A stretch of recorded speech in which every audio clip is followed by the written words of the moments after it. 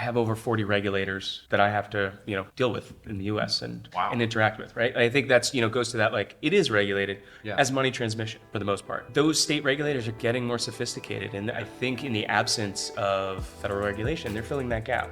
Hello, and welcome to Public Key. This is your host, Ian Andrews. This episode is part of our Live from Links series. Over the next few weeks, we're going to be dropping double the Public Key goodness. That's right, new episodes 2 times a week. Interviews with the best speakers from the 2024 edition of the Chainalysis Links Conference. I think what's interesting is there's a lot of regulation in the US. It's just not cohesive and specific to this space, except for places like New York and soon to be California and Louisiana. That quote is from today's guest, Thom Hook. He's Global Chief Compliance Officer and U.S. Chief Compliance Officer at MoonPay. He sums it up in one sentence what the crypto regulatory framework is like in the U.S. and how it's impacting crypto businesses and innovation as a whole. In this podcast, Thom explains MoonPay's unique business model, which focuses on retail, non-custodial payment services for crypto and NFTs. We also get into the state of MoonPay's banking relationships, complexity of operating across many countries and varied regulatory frameworks, how his team is tackling fraud and especially pig butchering scams, and the new demand for crypto lawyers and compliance professionals in the face of increasing regulatory pressure.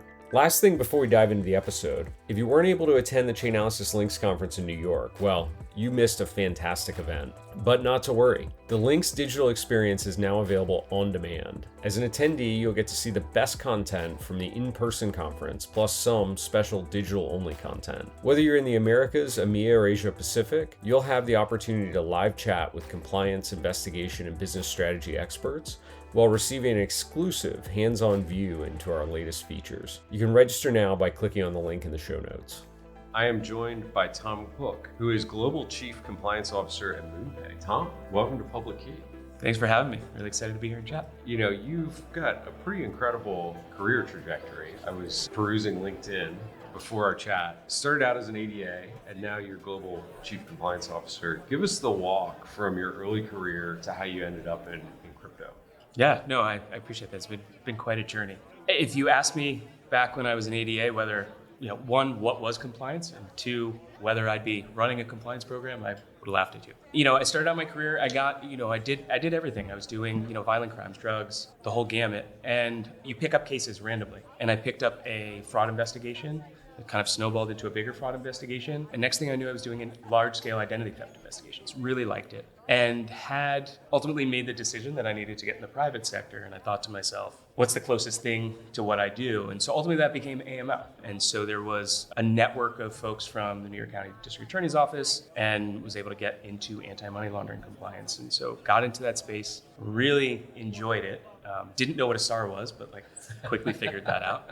From there, it was just a matter of life taking me where life took me. I left Amex, went into consulting, which, I think is a great training ground for anybody. You just see so many different places. But one of the things I quickly learned there was technology was really important. And if I wanted to remain relevant as a compliance officer, I needed to figure out the tech. And so I moved into tech a bit, got into that, and that's where I came across blockchain and crypto. Got really excited about that. And in the Boston area, the biggest company was Circle. Yeah. What time frame was that where you came across Circle? It was 2014, 2015. So early. Yeah, it was early. And so I watched them for a bit and kind of made inroads, connected with folks, and ultimately had the opportunity to lead their AML function. And so... Now, what was Circle like in 2014, 2015? Very different company than today. So when I joined, they had just bought Poloniex. They were getting ready to launch USDC, and I knew very little about crypto. And so it was wild. They were going from a peer-to-peer investment app with a little bit of crypto in the background to a very big crypto company. Yeah. And, their risk profile changed pretty dramatically. And so for me, it was one big learning curve, right? Thrown into the deep end and building out that, continuing to build out that culture of compliance and those controls as it relates to these new products. So it was fascinating. I can't imagine there was a playbook at the time for No. You had to design from scratch. What does compliance even look like for a company operating in cryptocurrency? It didn't exist at that point in time. 100%. They did some really good hiring. They hired a bunch of folks from TradFi who we all worked together really well. We all remain in touch. People who are mostly still in the space. I actually spoke with, on a panel earlier today, Dan Roseman used to work with us there. A guy who works on my team used to work there. So we brought in a bunch of people who were ready to be problem solvers and figure it out. And we hired some really good crypto talented folks who knew the space, who weren't necessarily compliance people, but came from traditional finance, understood the need for controls. And so we kind of built around that, and we went from a team of 3 to 25. And so it was this really good growth of, this was pre-travel rule. So interesting times. And this has become obviously Circle's brand, so you kind of laid the foundation for what they've built the company around now in a lot of ways. I like to think I had some involvement. I'm going to give you credit for it because you're the only one here. So, all right, deal. I'll take it. I'll take anybody give me credit. So then take us from Circle to ultimately MoonPay. How did things evolve from there? Yeah, so Circle, went through obviously a big business change and, ultimately focused really on USDC. I decided to make a switch. I said, let me check out payments. And so I worked with payment facilitator for a bit where I quickly realized that from a use case perspective, payments is ripe for disruption. And I also realized that I missed crypto very quickly. And so Bitstamp came looking and got along really well with the team there. And so took over the compliance function there. For me, it was kind of looking always for ways to stretch. And so for me, it was an opportunity to stretch beyond just AML and to build. I think a theme in my career is building. I like to build out a program. And so I got the chance to do that. Bit licensed company and working with some, premier regulators. It was exciting. So that was back into Bitstamp, oversaw their program for like 2.5 years. And MoonPay, I hadn't frankly really heard of, and had some interesting conversations with their team, my boss. And what was quickly evident there is they were innovating. They were building, they were exciting. And again, the building aspect. I had laid the foundations and built a program that I was really proud of at Bitstamp that, is being run by others now. And I'm really proud of them holding that going. But I got to do it again. And so that brought me to MoonPay, and combining payments with crypto and the ability to build a program now on a global scale was really exciting opportunity. Talk to the listeners about what MoonPay's business looks like today. I think people probably, they might have seen the logo where they're able to pay with crypto, but give us the corporate side of that story. Like, how big's the business? Where are you operating? Kind of what's driving business today? Yeah, so global business, we are primarily a retail shop. And so we're an on and off ramp. We allow customers to buy, sell, or swap cryptocurrencies. So we act a lot like an exchange, but we're not because we're non-custodial. So for us, we're the counterparty to all the trades with our customers. We deposit funds into non-custodial wallets or receive funds from non-custodial wallets. So, it's an interesting business model. I like the fact that we're dealing with customers in the, it's your keys, it's your wallet, it's your funds. And so, that's a big part of what we do. You'll see us, with some of our partners like, Uniswap, MetaMask, Trust Wallet, you'll see us as an option for buying and selling. And so we're kind of the biggest in the space. And then we also have this kind of interesting, NFT side of the business as well, which, again, for me, the on-ramp, off-ramp, core business has an interesting twist for me as a compliance officer. But the NFT side's really interesting. And it's, obviously went down for a bit, starting to come back. Yeah. Another interesting use case. How do you build around that? Is it regulated? How is it regulated? Yeah. So in the NFT space, is it basically facilitating people buying the checkout? Yeah, exactly. With fiat or credit card, or rather than having to convert to crypto and then use a crypto wallet to Exactly. buy? Yeah. We're trying to make it easy for people to participate in the space. Yeah. Right. Cut through the complexity. And you're not operating your own marketplace. You're partnering with all the marketplaces that are out there. Exactly. We're like the picks and shovels behind them, right? Yeah. For us, it's helping the innovators innovate, giving them the opportunity to do that. Now, I would imagine one of the challenges for your business is because you're intermediating between the digital asset and non-digital asset worlds, credit card companies, banks, they're looking at you as an important link in the compliance trust chain, basically, of the transaction, right? 100%. Yeah. I think, what's interesting about being a compliance officer in the space, especially, in the wake of Terra Luna and FTX and now Binance, is I'm pretty important, right? The first thing that regulators and banking partners ask about is compliance. Yeah. It's table stakes at this point, right? Yeah. And so to me, that's kind of the fun conversation, is like being that ambassador and educator there. And so, it's evolved. They are looking to us to reassure them that our link in this chain is well protected and de-risked. And I would imagine one of the other things that's interesting is the non-custodial aspect of it, right? You're not an exchange where you're holding customer assets and can block a withdrawal or freeze a transfer or something like that. You've got this intermediary role. How does that change what your team is doing on a day-to-day basis? Yeah. I mean, from an AML standpoint, what's really interesting is, one, because we're the counterparty, the ability to pre-screen transactions is huge, right? So if it doesn't pass the smell test, like, we're not doing the transaction and likely not keeping the customer. But at the same token, once we do conduct a transaction to a wallet that is sufficiently safe, we do still monitor what happens to those tokens. Like, this is the gift and the curse of the blockchain is, we use tools like Chainalysis to see what happens to what we've sent our customers. Now, it doesn't happen on our platform. We're not involved in that. But from a risk and reputational perspective, if I then know that my customer sent funds to, a bad place, I do want to know that. And I do want to take an action on the customer. Making that determination of whether that action was taken by the customer or this is just kind of down chain on the blockchain, it's an interesting and complex place, but it's a fun challenge for us to work. It's interesting that even after you've processed a transaction, you might potentially file a SAR, you might block that user from future transactions. Like, you're actively taking action based on what you're seeing on the fraud. Exactly. Yeah. It's, I call it the gift and the curse. It's really good for us in the intelligence, and standpoint. But as, I've kind of always said, regulators expect you to do with the information that you have. You don't just get to it. Well, I think that perspective, though, it's maybe becoming more common. But I would say when I got into the space 3 years ago, there was a lot of, well, I don't want the information, or I don't want to look over there because then I have to do something about it. So please don't show that information to me. I mean, the genie's out of the bottle to some extent. And the question is really, where does that obligation lie? And I think that's an ongoing conversation that I think hasn't been wrestled to like a real answer yet. Yeah. And so, that's where I think we can be on the bleeding edge of these conversations and using tools like, Chainalysis, KYT to do that. I'm curious about banking relationships because of where your business sits. So obviously we saw collapse of a number of the very crypto-friendly banks. Not all of them, but a number of the ones in the US are no more. And it seems like the regulatory situation was kind of anti-banks participating or being involved in crypto, at least in the US market. How's that impacted your business? Have you found this to be kind of tough waters, or have you been able to navigate it?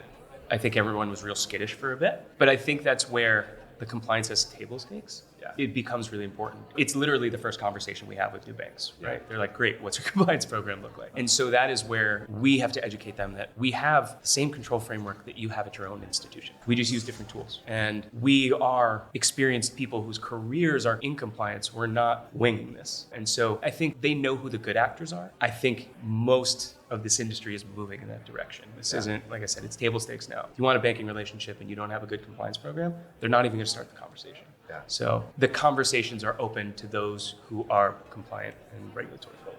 Yeah. What's the situation outside the US? Because you mentioned MoonPay is operating globally. There's been a lot of progress, I think, in the European market, some generally friendly crypto regulation seemingly coming out of kind of the Middle East market. Singapore, Hong Kong are moving forward on potentially some positive regs. Like, that's all what I read in the headlines. What does it feel like actually operating?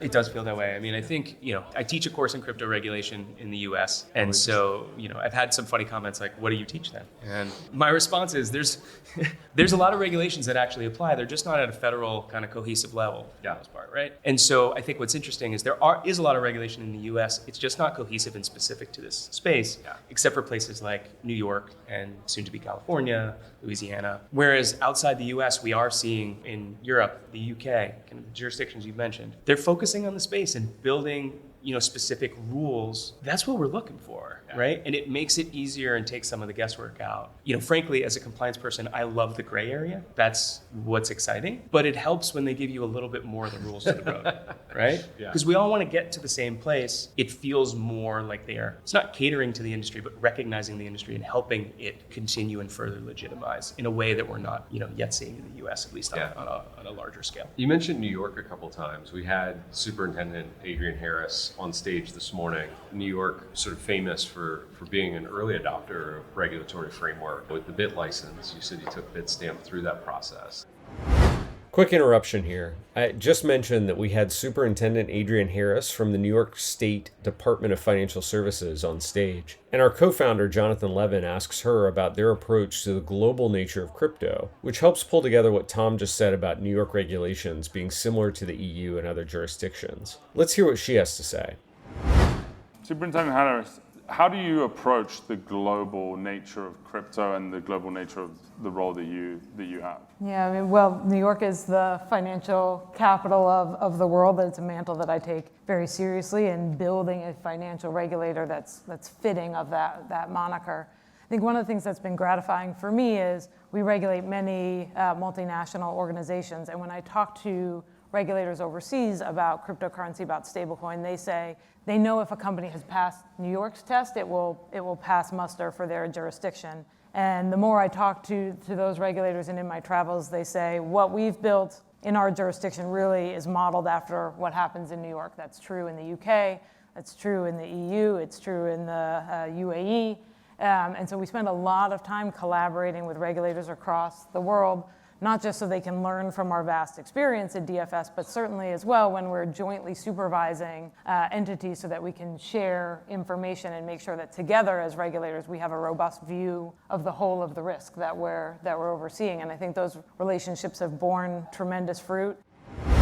Wow, great insight from Adrien, and it's interesting that international regulators are using New York as almost a litmus test for effective crypto regulation and how they have used the New York regulation to model their own legislation and regulatory approach. Let's get back to the podcast and hear what Thom thinks about the lack of regulatory clarity at the US level.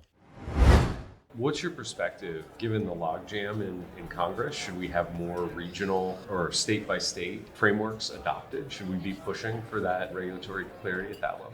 I mean, I think that's where we are. I have over 40 regulators that I have to deal with in the US and interact with, right? And I think that's, goes to that, like, it is regulated as money transmission for the most part. And so, those state regulators are getting more sophisticated. And I think in the absence of federal regulation, they're filling that gap. Yeah. Now, as a business, that's really complicated because, as I said, it's 40 plus regulators that you're satisfying the individual nuances, and it's a significant compliance burden. I think they are doing things to understand that burden, right? So whereas you used to have individual state exams, they're now banding together and you're having multi-state exams. And so you're, getting a little bit of that. But ultimately, in the absence of federal regulation, they are filling the void in a way that is protecting customers. I think some states are obviously more tuned to this space than others, like New York, which I think is helpful. Right? Yeah. I'm curious about the other side of your business. So we've talked kind of the retail facing side. If I'm bringing fiat into a transaction, you're converting it to crypto for me. How do you evaluate or vet partners that you're going to allow to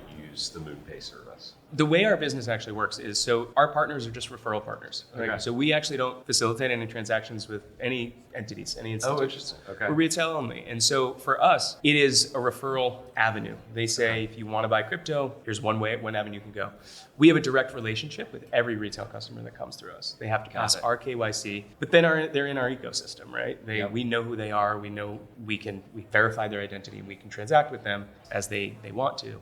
But the partners that we deal with there's a reputational concern. There are risks associated with that. So we do, levels of review to make sure that the partners that we're dealing with are those that we want associated with, MoonPay. Like, we work with some of the biggest brands in the world. We have a partnership with MasterCard. We work with Universal Studios, Nike, Fox, Puma. These are names that have come to us because of our reputation and our knowledge in the space. And so we don't want to risk that by any stretch. Well, that's what I was assuming. And there's so many, sort of fly-by-night organizations, unfortunately, in crypto, and some that are intentional rug pulls, some that are maybe like accidental, where they just blow themselves up by being maybe not competent in operating a business. But I would have to imagine that there's a fair amount of effort that goes into vetting and validating anybody that you're going to allow to carry the MoonPay logo on the site, right? 100%. I mean, for us, it's twofold, right? If we only stuck with the largest corporations, we wouldn't be holding to the ethos of this space, which is supporting the growth of innovation. And so that is where the most work goes in. It's easy to vet Universal. It's harder to vet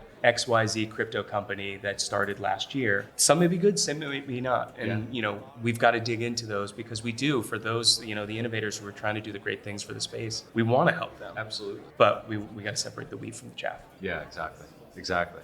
Now, you were on a panel with, I think, some other compliance experts from Robinhood and Bank of New York Mellon. What were some of the takeaways from the session? Give us the preview. One was, it's not strength in numbers, there's comfort in numbers. We're all kind of going through the same exercises in different places. We're not alone. Yeah. And so even though, that the panel was three very different businesses, right? Robinhood, BNY Mellon, MoonPay, but we're all thinking about things in similar ways. How we execute and what our risk profiles look like and how our customers interact may be different. But ultimately, we're all trying to move this space forward in a compliant way. And so I think that's an interesting takeaway. What I loved afterwards is just how many people came up to kind of talk about, like, yes, that's, it's really interesting. I'm in that same boat. vote, like wanting to talk about their experiences. Because being a compliance professional in fintech, but then crypto fintech, it's very different than being a compliance professional in a traditional financial institution. How so? Give me an example. Yeah, so a big part is you do a lot more, right? From a variety standpoint. You can't be a siloed compliance person. You have to be mindful of the customer experience, the business impact, and be more partner focused, like with your business counterparts. Not that it changes the way that you look at risk, but that you are communicative with them. And, we all work together for the success of the business. And so focusing on that piece is really important. What I have seen in kind of the 6 years I've been in the space is the type of people getting into the space. There are now crypto compliance professionals, right? I count myself as one of those, right? I think after 6 years, I get to say that. Maybe, I don't know. But there are folks who like this, their compliance career started in crypto, and that's what they've done. And they are lights out on this stuff. I think data is becoming really important. And so, the data that Chainalysis through Reactor is serving up is getting better and better. And what we can do with that is getting really exciting and interesting. So I think those are some of the kind of the fun things that we talk about is like how we're the same and how we're different.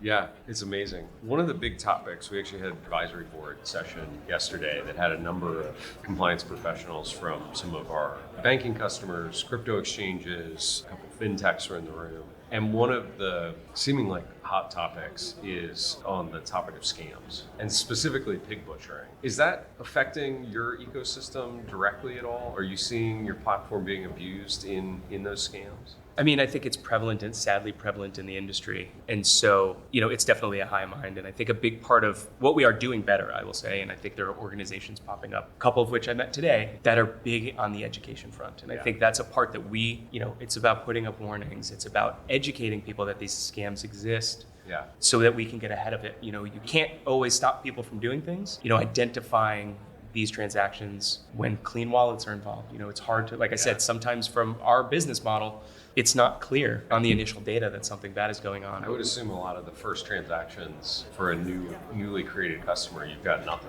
right? It's really blank. It depends on what they're kind of dealing with. And as a new scheme, that data is getting more and more now, but it's one that as an industry as a whole that everyone is trying to grapple with. And I do think that education is big because as they talked about on the main stage today, like with the broader adoption, we're not dealing with only crypto sophisticated individuals. Yeah. It's, folks like my parents, folks like other people's parents, people who have kind of questioned this industry before are now stepping in, but they are more susceptible to the scams. And we all need to do our parts to kind of protect them there. Yeah, I'm getting more and more questions lately about, Ian, should I buy some Bitcoin? I'm like, oh no, here we go again. I tell this funny story how, when I joined Circle back in 2018, my parents were like, you're doing what?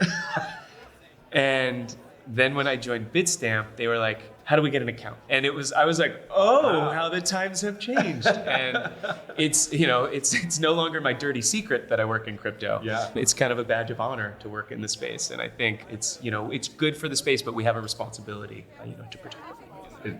Chainalysis is my first job in the crypto industry. I joined in January of 21 and immediately thrown into the quickly ramping bull market experience. First time ever that at cocktail parties or around the pool in the summer, anyone ever wanted to talk about my job. Yes. Suddenly my job was the conversation topic because they all wanted to know about crypto. And then strangely that went away last year, but I feel like it's starting to come back again, which it worries me a little bit. It is coming back. It's funny, when I started my career as a prosecutor in Manhattan, and a lot of interesting stories, right? Like people want to hear all that stuff. Then I went into traditional finance compliance. Yeah. Nobody wanted to hear those stories. And then in crypto, again, it's like, oh, all right, crypto guy, tell us some stories. Yeah, right? Yeah. I'm curious on sanctions. So this is a thing that in the 3 years or so that I've been at Chainalysis, initially there was very little direct sanctioning by OFAC of crypto. There was a handful of addresses they had ever designated. In the last year, this has become a tool of choice, and they've started to designate some very big systems like Tornado Cash that are widely used, Garantex, this big Russian exchange. How much of a challenge is that for your business? Do you see a lot of potential sanctions activity that you have to get involved with? I think whenever the regulators are super active, it adds overhead and stress. Yeah. But it's good. It's what we're here to do, right? And so I think what we have had to do more and more, the more active it has come, is relying on vendors, right? Yeah. Relying on Chainalysis to make sure that we are, sanctions is not a thing that you mess around with, right? This is really important, along with a lot of other things. But using the right tools that's giving you reliable reliable data so that you can take those actions quickly and swiftly. And Yeah. right? So it is, I think, where for us, because we don't hold assets when a designation is made overnight, whereas like in other spaces where they're holding people, all of a sudden holding assets, all of a sudden there's, 6,000 alerts that you're dealing with. We're not holding things. We're going to take an action as if and when a customer then tries to interact. And so we have a little bit of a privilege there that kind of makes it a less dramatic impact, but it's still impactful, right? We still have to identify if our customers are doing there and take action as Yeah. Now, you mentioned that you teach a class on crypto regulation. I'm a student in your class. What am I learning? that there is crypto regulation, right? In the US, that's the biggest point that I make. Yeah. So I love the class. I mean, one, it keeps me really sharp. You got to be ready to answer the questions. But two, I think with the students there, they cut to the hardest part in a very simple question. So the way that the class is structured is we give them a primer. I teach the course with another guy in the industry. We give them a primer on what is crypto, what is blockchain. Yeah, I was what curious, are the do people walk in having basic background in You blockchain? do get it, especially with this younger generation. I'm now feeling old.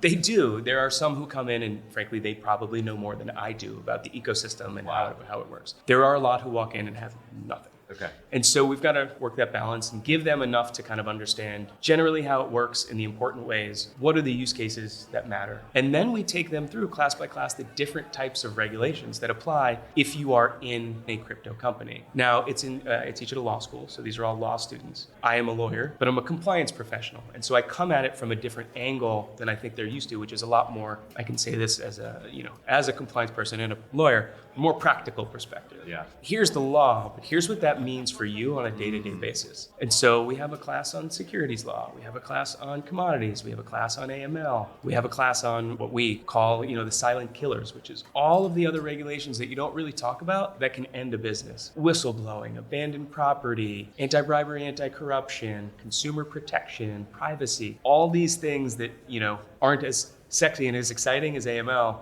but are just as important to the success of your business. Yeah. And then we take them through tax. It is part of a tax program. So we take them through kind of how US regulators, the IRS and the Treasury are looking at it and how they've done enforcement. The class, frankly, for the past couple of years we've taught it through enforcement. There's been lots of actions that we talk through. And the beauty of this space is every class we can start with crypto in the news. Yeah. Just like there is a thing that happened yesterday. Let's talk about that. There is always crypto in the news. It never stops. I'm curious on the tax piece. As we're recording just ahead of U.S. tax filing day, what's your perspective on U.S. tax regulations at the current moment as it relates to digital assets? Yeah, I mean, I pay my taxes, but yes, there's guidance forthcoming. I think, the IRS and Treasury have been kind of working on this guidance. And I think it's one of those things you have to be careful. This is an area you can regulate an industry away, but it's fair to regulate and draw a line in the sand as to how everyone should be thinking about these things in a way that is practical, right? I think that's the part that if anybody has angst around this is this guidance, how practical is it going to be? Yeah. Because again, it goes back to the gift and the curse of the knowledge of an asset may have come to me. I don't know what it was originally bought for, but I can see where it bounced around on the blockchain. And so where does that knowledge, where does my requirements as it relates to knowledge? So, yeah. Is MoonPay in a position with the new broker reporting rules that are proposed would actually have to start submitting information to the IRS? So other than paying my own taxes, I'm not a tax professional. So we have tax professionals in the company that I partner with who are much smarter than I am in that space. And so, I mean, we certainly keep an eye on it. And, we've got a crack finance team that is on top of all of this and work together to make sure that whatever reporting we have to do, we get done and, same for our customers. Yeah. Now, you recently wrote something on Cointelegraph that said crypto lawyers are going to be a hot commodity as regulatory pressure increase in 2023 and beyond. Tell me more about that prediction. I mean, I think it's holding true. The lack of certain clarity and, that still exists, at least from a federal level. You need lawyers, who are going to think through these things practically and kind of do an analysis and be able to kind of parse this apart. I think it's, the more gray area there is, the more you need lawyers and compliance professionals, paired together to kind of build this through. And I've been lucky enough at each of the organizations that I've worked at to have really, really crack regulatory lawyers, both from a US and global perspective. But they're really important to the success of a business because every product and service that you want to launch, any adjustments you want to make to it, you've got to make decisions or understand what are the regulatory impacts. Is that bringing in new regulations that you didn't originally have to deal with? Or is this something that's not regulated? what does that mean? How do we approach that? So they're still really, really important. Well, anybody listening out there that's trying to make a career choice, sounds like go to law school, study regulatory affairs. Yes. If you're at BU Law, take the Crypto Red course. There you go. Amazing. My customary closing question, what are you excited about in 2024, either inside of MoonPay with products or services you're bringing to market or in the broader crypto ecosystem? Yeah, I think from a broader sense, I'm just excited. Obviously we're ideally on the cusp of a bull market and things are looking positive. I think that's exciting. I think that's driving the innovation and the new products and services and bringing more people in. I think it is kind of talked about our comical stories about it, like with the ETF launch. This is here. And so I think seeing that adoption curve grow and the interesting use cases, I think now with more people involved, I think this is going to be an exciting year for innovation and growth of the good actors. I think as an industry, we have been dragged down for years by the bad actors, and those are the headline grabbing news. And my hope and my excitement is that that's not what's driving the headlines anymore. And I think that we've got it. Here's to that. Thank you for Cheers. joining us on Public Key. Pleasure. Thank you right. for having me. Appreciate it. It's great. Hey there. Thanks for listening to another episode. If you enjoyed what you heard today, do me a favor. Open up your podcast app, rate the show. Give us a review, tell us what you liked. Even better, you can share the podcast with your friends. And of course, make sure you subscribe so you don't miss the next episode. Here at Chainalysis, we often dive deep into complex data around blockchain and cryptocurrency. But our Crypto Basics series has been a hit with those of you that are new to the industry or just want to learn about certain topics from the ground up. So I've got a new one for you. If you ever wanted to understand the history of crypto staking, including how it works, the benefits and risks, you've got to check out our recent blog. We take you all the way back to 2012, where Sonny King and Scott Nadal shared the proof of stake concept in a paper as a solution to address Bitcoin mining's energy consumption problem. Following that introduction, King launched PeerCoin way back in 2013, making it the first cryptocurrency to employ staking as a means of validating transactions on the blockchain. But since that time, staking has exploded in popularity, obviously aided greatly by the Ethereum merge that happened in September of 22, which converted the network from a proof of work to a proof of stake consensus mechanism. So head down to the show notes to learn more about popular staking cryptocurrencies and what the future holds.